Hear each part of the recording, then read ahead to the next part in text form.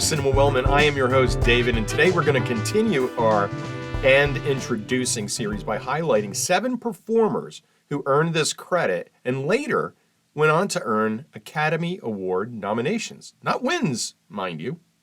I'm saving those for another episode.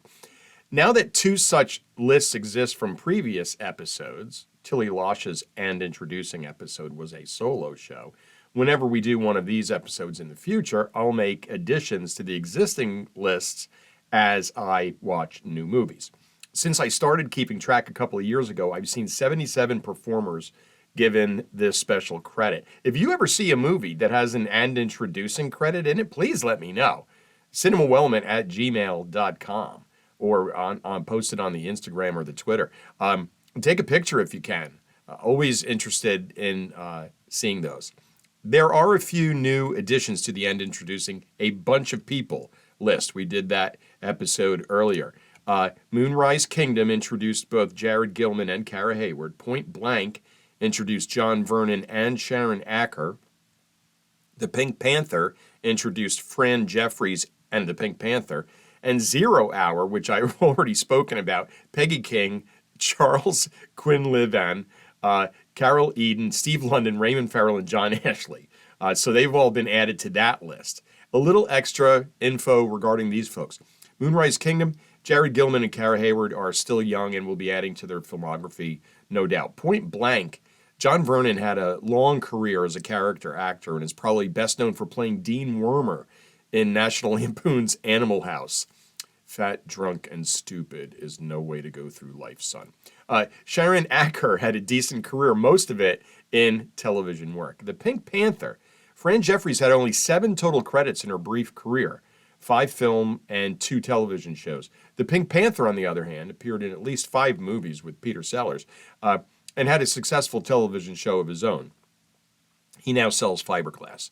The folks from 0 Hour we've covered in the previous episode, they really didn't do much to speak of after 0 Hour as far as films go, I'm sure, and hopefully they lived full and happy lives.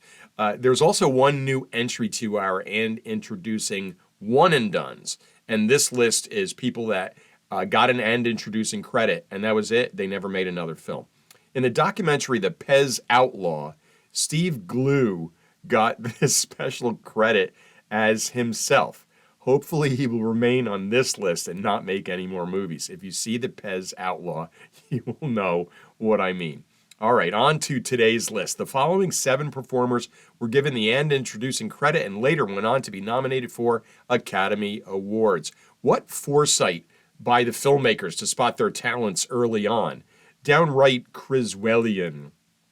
5 of the 7 are acting nominations, while the other 2 are for music. To recap, in case this is your first And Introducing episode, when I referred to film credits, I am referring to the total number of theatrical films in which that performer appeared.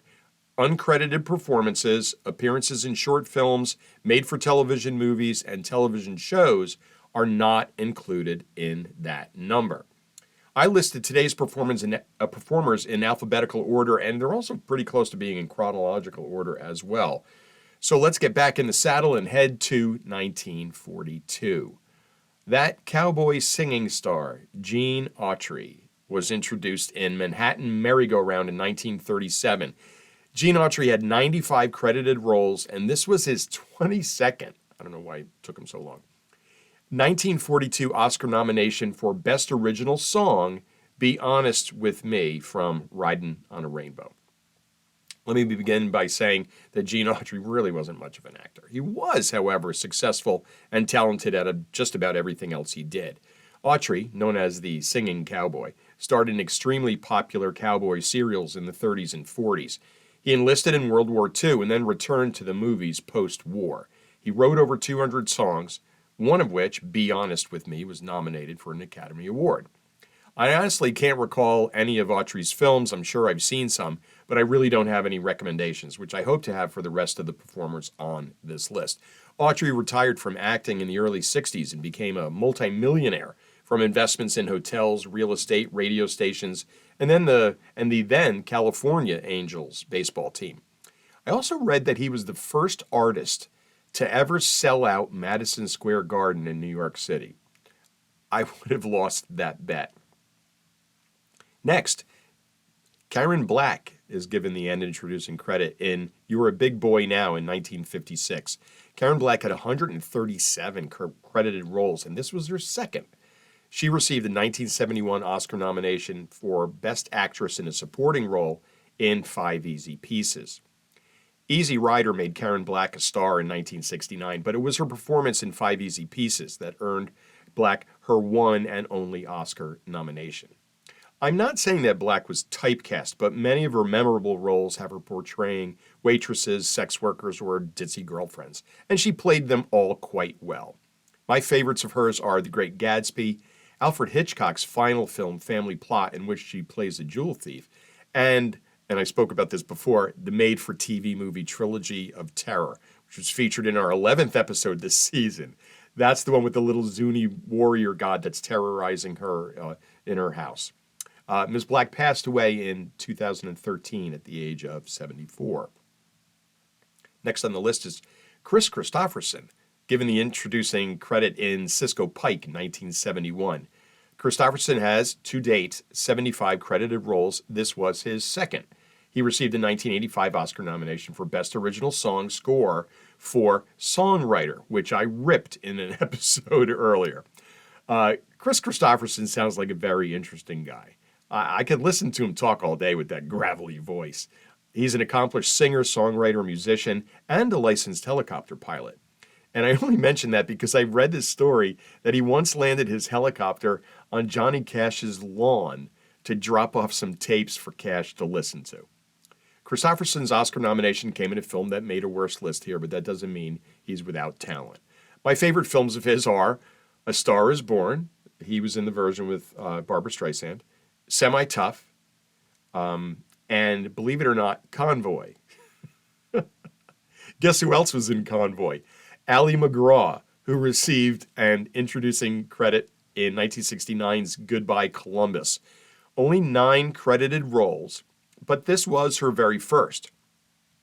She received a 1971 Oscar nomination for Best Actress in a Leading Role in the sappy and insipid love story. Totally overrated. One of the worst. Ali MacGraw was a model before she was an actress. A beautiful woman, no doubt, but her acting career was quite brief. She was more well known for her relationship with Steve McQueen than her film performances. And I hate to say it, but Steve McQueen wasn't very nice to her.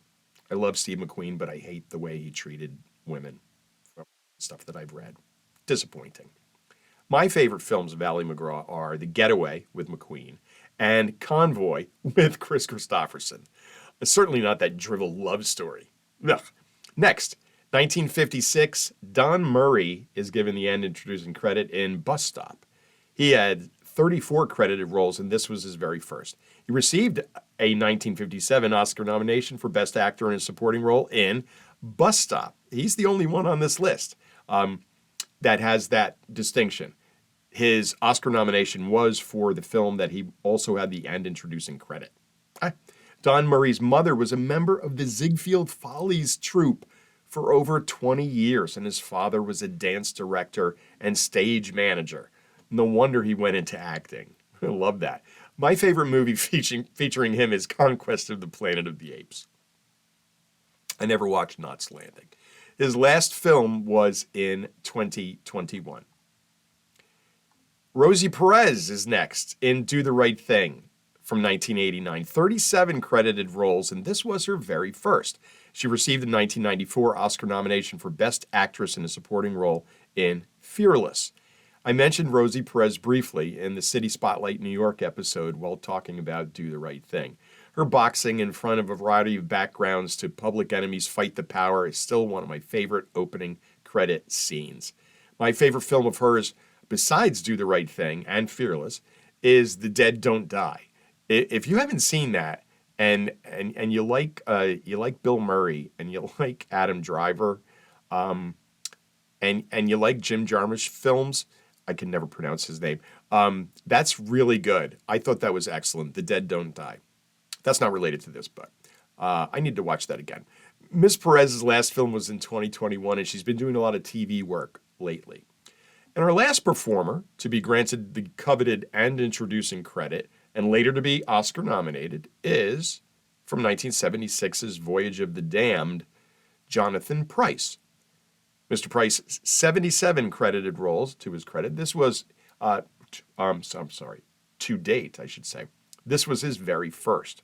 He received a 2020 Oscar nomination for Best Actor in a leading role in The Two Popes. Jonathan Pryce is an accomplished Welsh actor whose acting career is now in its 5th decade, still going strong, and he made a film this year, as a matter of fact. I enjoyed The Two Popes, for which he earned his Oscar nomination, but I prefer both Brazil and Ronin. And of course, his portrayal of Mr. Dark in Something Wicked This Way Comes. That was delicious. Well, that's a wrap from Cinema Wellman as we honor some Oscar nominees in which early directors and filmmakers saw some promise. Our follow-up episode featuring Oscar winners who were given the and introducing credit is scheduled for next May. Yeah. You will not have to wait that long for our next episode, though. That will be available on our usual Friday launch day, and we hope you'll join us when we take a look at 10 of our favorite documentaries. Truth is stranger than fiction, after all. And until then, take care.